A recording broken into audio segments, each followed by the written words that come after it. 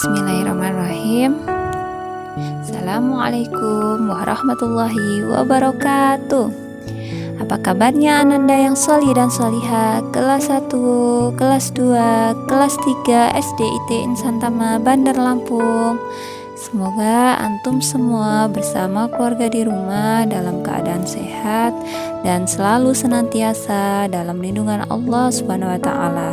Amin. Dan tetap semangat ya sholih-sholihah.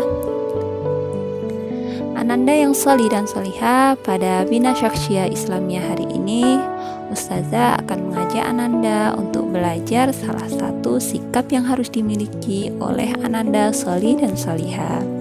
Apakah itu? Iya, sikap yang harus dimiliki adalah suka menolong. Hari ini kita akan membahas tentang tolong menolong dalam kebaikan dan jangan tolong menolong dalam keburukan. Sholih dan sholihah, kenapa ya kita harus saling tolong menolong? Iya, betul. Karena menolong orang lain itu kita bisa mendapatkan pahala.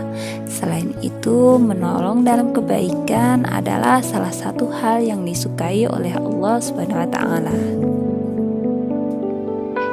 Jadi, menolong dalam kebaikan itu berpahala ya sholih-sholihah. Salah satu sebuah kisah adalah seperti yang dicontohkan oleh sahabat Utsman bin Affan. Yang pertama dicontohkan adalah ketika Utsman bin Affan yang menolong kaum muhajirin yang ada di Madinah untuk mendapatkan air. Jadi kaum muhajirin itu adalah kaum yang sebelumnya di Mekah kemudian hijrah ke Madinah ya sholih-sholihah.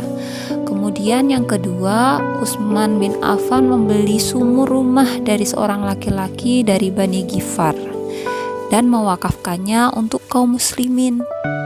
Sumur rumah yang diwakafkan Utsman bin Affan masih ada loh sampai sekarang dan bermanfaat sampai sekarang. Masya Allah. Coba sholih-sholihah, antum bayangkan betapa banyak pahala yang didapatkan Utsman dari perbuatannya itu ya. Masya Allah. Kemudian yang ketiga, pada masa paceklik ya sholih-sholihah di kekhalifahan Umar bin Khattab, langit tidak menurunkan airnya dan bumi tidak menumbuhkan tanamannya. Keadaan sangat susah bagi kaum muslimin.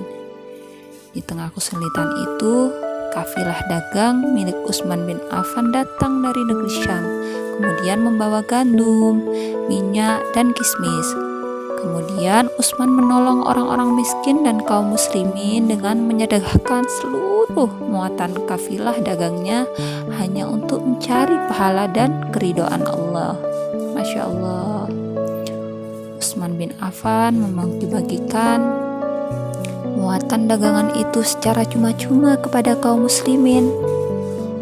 Utsman sangat dermawan sehingga kita bisa mencontoh perbuatan yang dilakukan oleh Utsman bin Affan ya sholih-sholihah.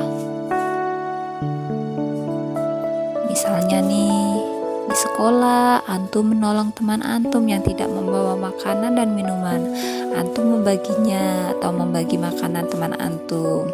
Ataupun ada teman yang tidak membawa alat tulis, mungkin pensil atau penghapus, sedangkan antum membawa lebih ya dari satu, maka antum boleh meminjamkannya ya sholih-sholihah, menolongnya.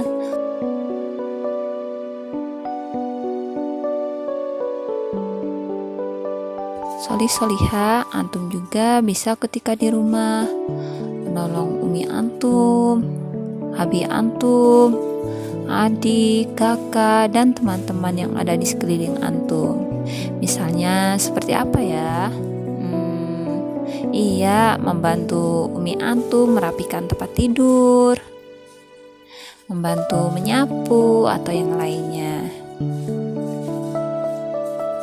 Siapa yang membantu seseorang dalam ketaatan, maka ia mendapatkan pahala seperti yang mereka kerjakan. Namun, ingat ya sholih-sholihah, tidak boleh tolong-menolong dalam keburukan, karena perbuatan seperti itu tidak disukai oleh Allah Subhanahu wa taala. Apa itu tolong menolong dalam keburukan? Iya, contohnya tolong menolong dalam keburukan itu seperti menjahili teman atau kakak, adik. Hal ini tidak diperbolehkan ya solihah. Contohnya apalagi ya? Tidak boleh juga tolong menolong, mencuri barang orang lain. Mengambil milik orang lain adalah perbuatan buruk ya solihah. Allah tidak suka hal yang tidak baik seperti itu. Contoh lainnya lagi, tolong menolong dalam melakukan hal yang sia-sia, seperti terlalu lama main game ya. Jadi Umi tanya, misalkan, "Adek, kakak itu lagi ngapain?" "Belajar, Umi." Ternyata kakak main game. Nah, seperti itu tidak boleh ya solihah. Atau terlalu lama menonton TV, ini juga tidak boleh.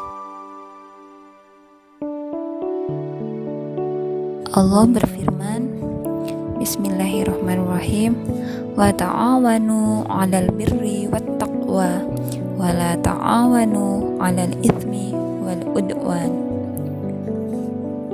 Dan tolong menolonglah kamu dalam mengerjakan kebajikan dan takwa, dan jangan tolong menolong dalam berbuat dosa dan permusuhan. Quran Surat Al-Ma'idah ayat 2. Kita belajar tolong menolong dalam kebaikan agar kita bisa mengamalkannya. Sedangkan tolong menolong dalam keburukan kita pelajari agar kita bisa menjauhinya. Solihah, tolong menolong dalam kebaikan merupakan sunnah Nabi Muhammad SAW. Untuk dapat mengamalkannya dengan baik, tentu sikap ini perlu ditanamkan sejak kecil. Demikian sedikit yang dapat Ustazah sampaikan. Semoga antum semua menjadi anak-anak yang solih dan solihah, rajin, yang membantu sesama, mau menolong sesama. Mohon maaf atas segala kekurangan. Jazakumullah khairan. Ustazah akhiri, wassalamualaikum warahmatullahi wabarakatuh.